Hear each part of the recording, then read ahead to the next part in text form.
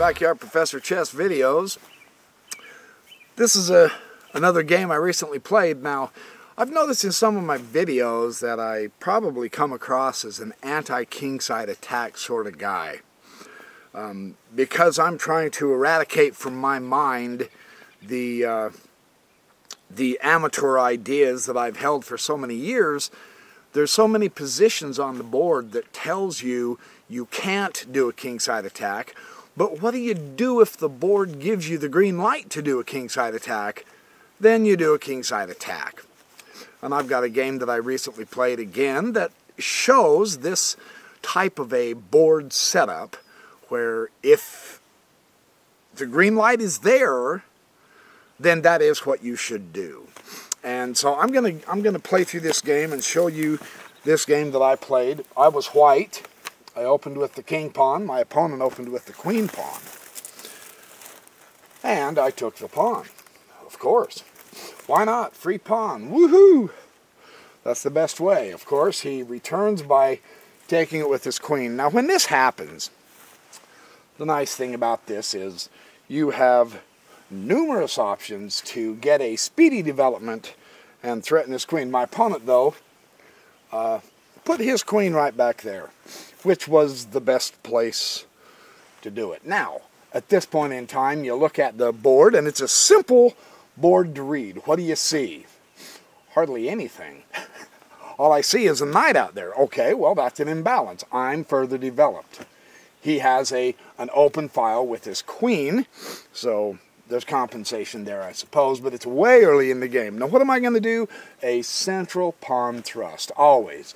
I'm looking at the e5 and the c5 squares. You want to play in the center. Now, he's not going to let me completely dominate the center. At least he shows indications that he's not. Now, I'm going to pull my knights as a general rule. Knights belong out there sooner than bishops. I know there's some people who argue bishops are better, but that is entirely dependent on how you open the chess game, on whether a bishop is better than a knight. I like conforming to the needs of the board to make it so that if I have the knights, I want to have good knights, and if I have the bishops, I want to have good bishops. Now look at this development. Here he's brought out his bishops, and they have, that's okay. That's a good development move. So I decided, well, you know, I can do that. I'm going to bring out my bishops. So here we are, tra-la-la-la-lying, getting developed, getting our pieces out just as quick as we can. Coming to the center, you can see this is going to be one whopping battle. You go, holy shish kebab. And because of that, I, of course, castle. Because if you're going to, see, there's no pawns locking the center, right? If you're going to have an open center, but all of this forward power with all the pieces, it's going to be a screaming battle. So you best tuck your king away as soon as you can. My opponent sees this too. And I decide, you know what? I can gain more centralized space. Now, what do you see here? Well, I see an outpost. I want this e5, and I have good support. Now, the interesting thing is, there's no pawn on this side to chase my knight away. You see, that pawn's already gone. And this pawn is behind a knight, so it's going to take him at least 2 moves, which is going to give me 2 more moves to bring out more of my army. It's going to take him 2 moves to get to where he chases that knight. So that is a pretty decent outpost, and of course he's going to challenge my knight with his knight. Now, let's look at this board carefully. What does the... You see, here's the cool thing. If you'll talk to your chessboard, it'll talk back to you. I can see the headlines now, yeah. Backyard Professor turns into a complete nut job. He believes the chessboards talk to him, so he ends up talking to his chessboards and having conversations with his chessboard, yeah. Well, I'm developing my psychic abilities. But look at this, look at this. This board talks to you. When you analyze the position, you say, okay, Clyde, I'll call my chessboard Clyde. Okay, Clyde, what do you want me to do here? I have the pawn with the knight. Now the knight is coming up. Notice the bishop. It's coming closer to the king side.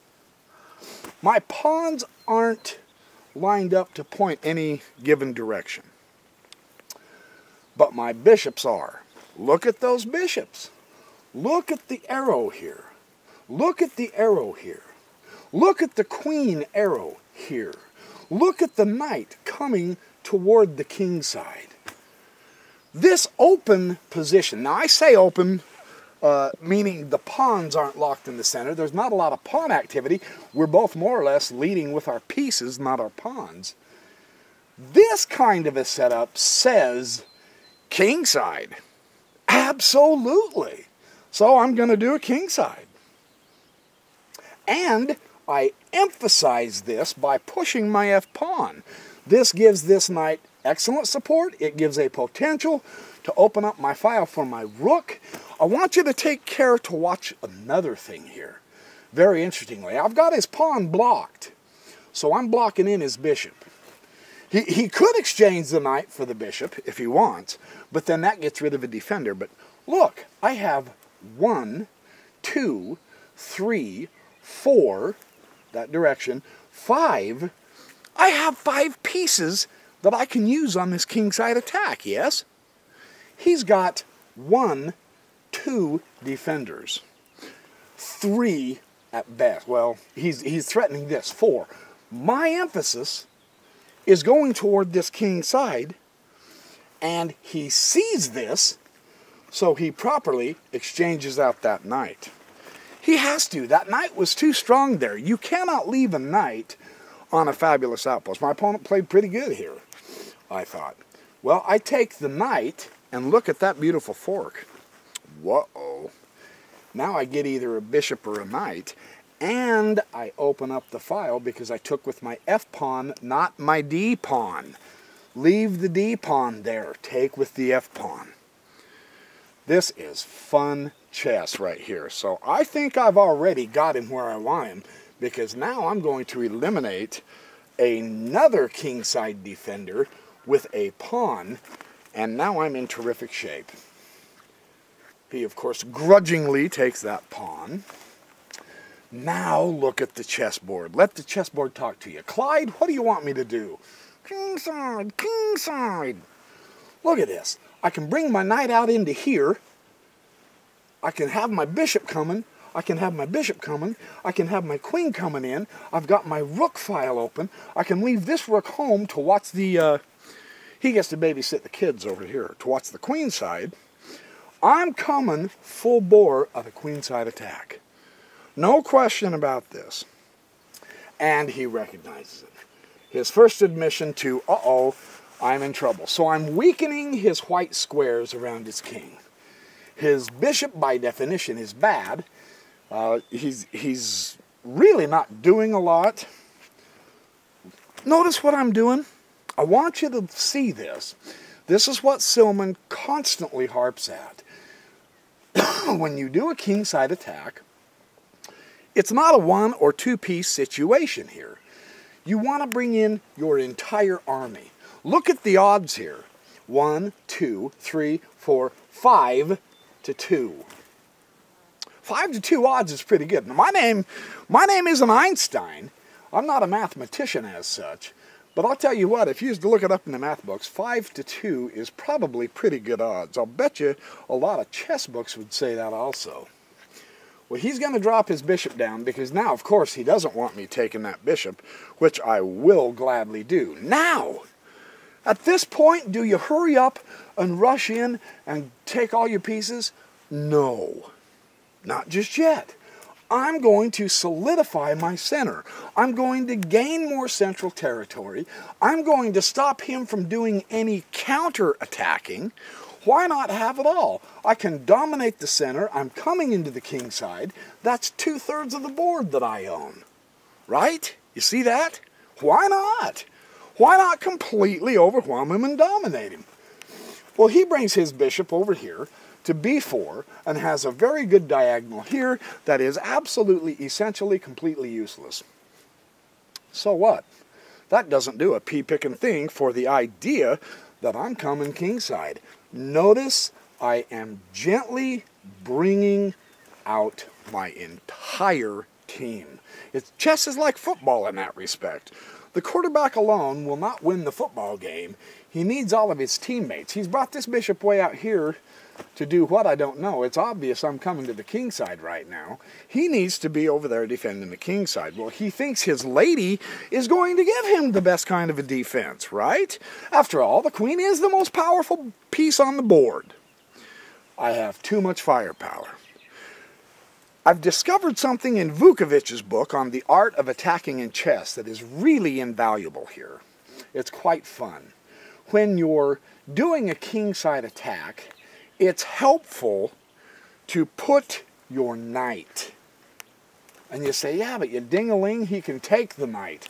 That's okay. You want to put him in check anyway, because what this is going to do is open up his kingside for you. It's like cracking open a nut. It's like doing a can opener, slowly, gently opening the can of the king, because now look what I've got. This game is all but over. Now I can just simply bring my rook over, check. There's only one square he can go to here, and then I drop my queen over here and go checkmate. So when the board indicates that you've got a situation, a setup where all things are open, the center never really did get clogged up with pawns now, did it? That's an open board, and I kept my two bishops. He kept his two bishops. He didn't utilize them as well. So in the process of keeping my two bishops and having an open board with open lanes in it, this is the lane I wanted. Why not pull in my knights? Why not pull in my rook?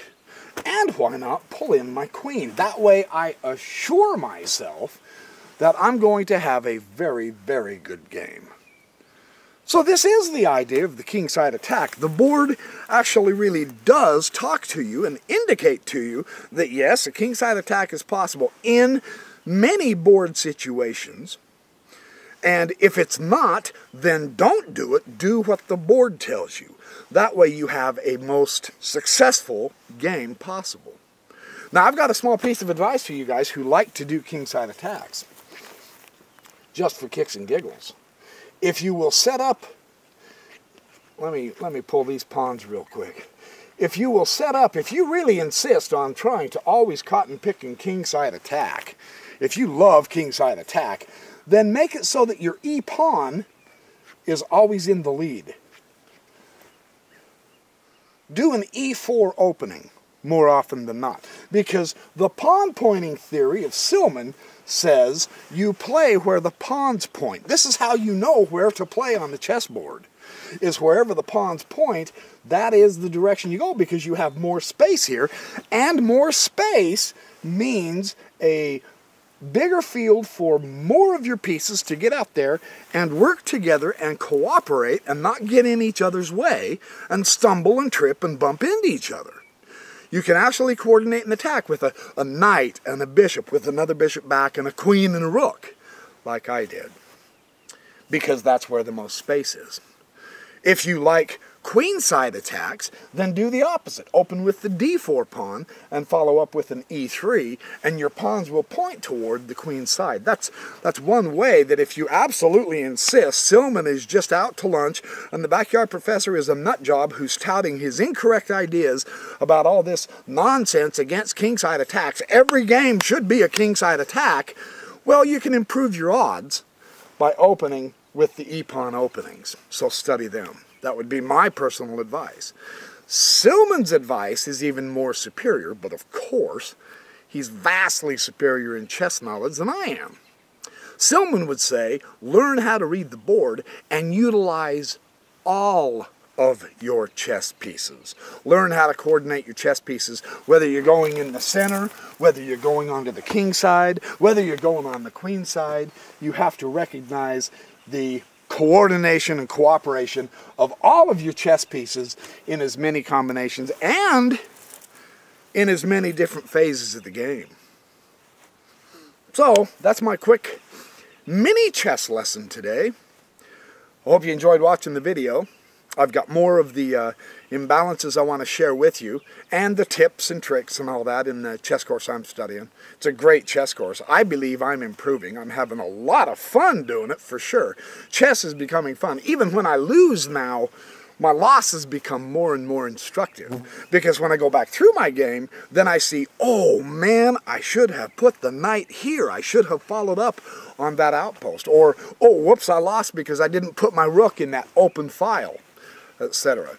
And it gives you better tactics. When you coordinate your pieces on the chessboard, you automatically have a better opportunity to do better chess tactics because of the way it's set up and because of the way you are coordinating all of your various pieces together. So, thanks for watching my video, and happy checkmating, man. I will see you in the next video.